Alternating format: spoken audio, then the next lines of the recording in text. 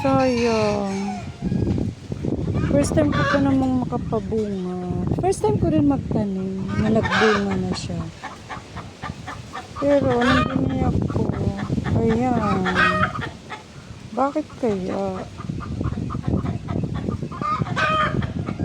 Sayang talaga. Meron pa ditong isa. Ito. Sana hindi siya mabulok. Katulad ng nangyari dito.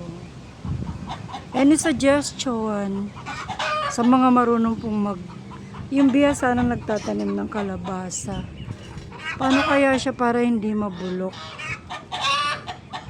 Sayang naman. Ang tataba pa naman niya. Oh, dahon.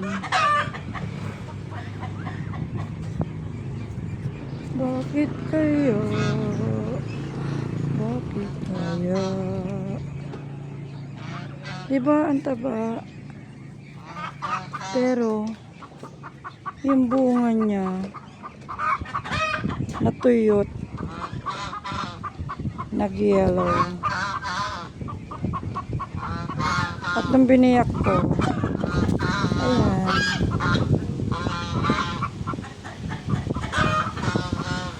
Kailangan ba ng sprayan?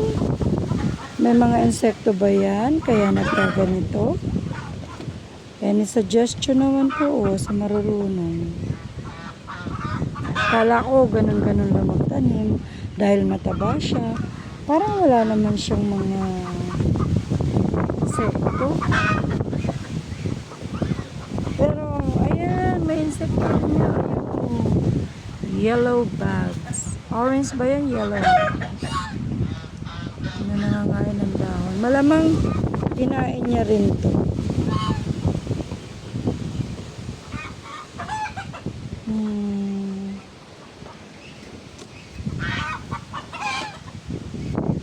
Isa pa sana wag naman tong maano. Wag siyang magaya dito.